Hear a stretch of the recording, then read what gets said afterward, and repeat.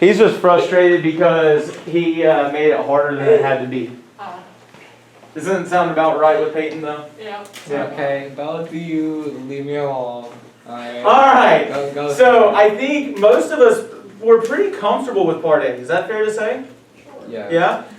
So one thing I want to point out about Part A, and I think I talked about with most of the groups, please pay attention what you're trying to solve for. Right? I know to subtract 6x, yes, but because I'm trying to get slope-intercept, do I want the variable or the constant first? I want the variable first. Okay, so we want to attend to this detail. By the way, I didn't mention this before, but I do want you to think about this now. We already said that this is what form of a line, or what equation of a line? Standard. Standard form. And we're trying to go from standard form to slope-intercept. What process are you going through to get from standard form down to slope-intercept form? You're solving for y. You know that y is equal to mx plus b, right? Yep. So make this note to yourself next to part A, to go from standard form to slope-intercept form, solve for y. That is all that you're doing to go from standard form to slope-intercept form.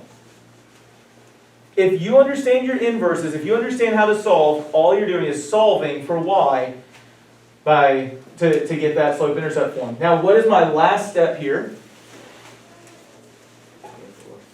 What about that 24? Divide by 24. And then we just have to remember to distribute, because division also has that distributive property. And then we get this equation right here. Now, part B was a little bit trickier for some of us. Is that fair to say? No, it was very easy. It was very easy. Peyton, you're a liar. It's pretty easy for us. Oh, you just gotta rub the salt in the wound, Shelby. Why you gotta clown the man like that? I'm just messing. Okay, so I will say this. I think most of us, what a lot of us started to notice was, hey, and I do want you to pay attention to this detail. See how the variable x is on the right-hand side of the equation? But in the standard form, it's on the left-hand side?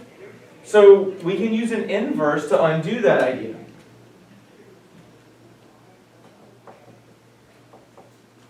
And so that gives me a 0 right here. And notice how it's going to mirror the idea, at least a little bit, of this. That's pretty darn close to this one, isn't it? Sure. This equation, I mean, it's closer than y equals mx plus b. 1/4 x plus y equals 15. Is that closer to 6x plus 24y equals 360?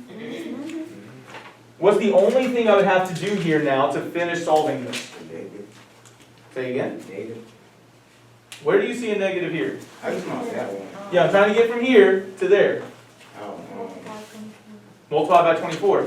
Again, pay attention to what you're trying to get to. no. Trying to get to 24 times y, right? Or at least that's one thing to, as a quick hint. Now, can I just randomly multiply that y by 24? Right. Remember, those properties of equality that give me equivalent equations require that whatever I do to one side of the equation, I have to do to the other. And this frustrated Peyton, but it does work. Peyton was like, I can just randomly put a 24 in? Well, no, we're not randomly doing it. We're creating equivalent equations by paying attention to what I'm trying to solve for. Now, here's what I want you to notice, though, and this is what I probably would have done to make my life a little bit easier. I'm trying to get to this equation, right? Isn't this just going backwards from what we did right here? Yeah. Shelby, what was the first thing you did? Multiply by 24. What was the last step we took in solving for the slope-intercept here? See how we divide by 24? So then what should be the first step we take here? Multiply by 24. The inverse of it, right? Notice how that quickly gets me to my 24y. I distribute, which by the way, as long as you recognize you can distribute, use a calculator. Negative 1/4 times 24. That's negative 6x. Plus 360. Man, that is really darn close. What's the last step I would need to take to solve this equation to get standard form? Add 6x. Whenever I do one side of the equation, I have to do to the other so it stays equivalent.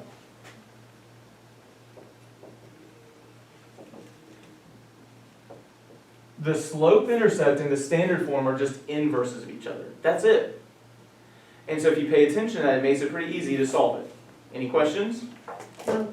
Does that help a little bit? I want you to make one note about the standard form before we finish. This is standard. How do you think we define the standard form of an equation? What do we mean by that?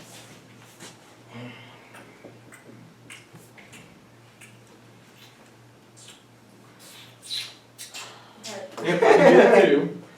What do you think I mean by standard form here? We see it, but what does that mean?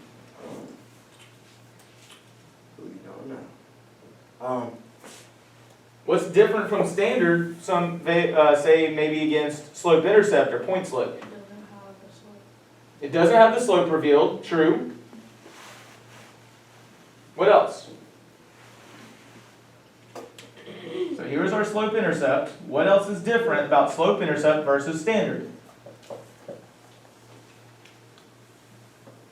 Is it simplified?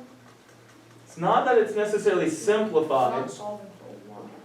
So we don't have y isolated. In fact, and this is what we want to notice, the x and y are on the same side of the equation.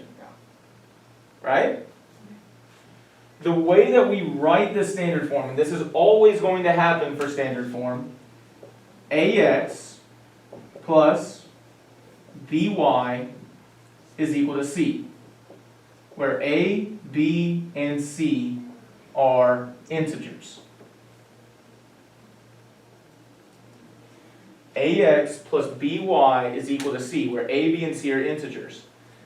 There are two major reasons why we want this standard form.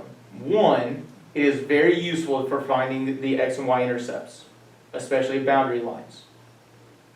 Two, if we think back to this context of this problem, we were repeatedly adding the space for the cats, right? And they were repeatedly adding the space for the dogs. So we're not just looking at a slope and a y-intercept. When we use standard form, we can show repeated addition with two different variables. It doesn't give me my rate of change, but I can quickly show repeated addition with two different variables in the standard form.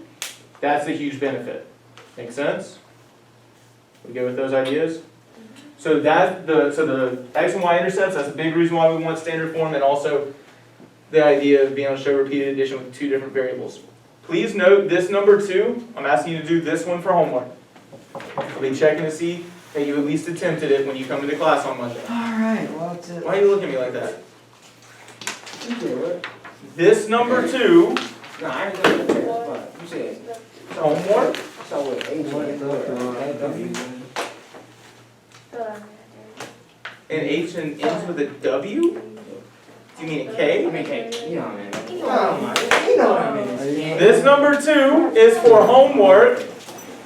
Also, the ready section, numbers 3 and 4, Got homework. and this vocab that I gave Got you. homework. Corel, you could do it right now, and then you wouldn't have to do it at home. So cry me a river, or actually just do the work. I probably read right now. If you can cry me a river, I'll let you how to do the homework. Wait, hold on. That's all I had to do. I've had you for 2 years. I've Yes, had sir. plenty of time. So, Goodness. 5.3 task number 2, right? So that is within the task, not the ready, set, or go. The task number 2, and then the ready numbers 3 and 4.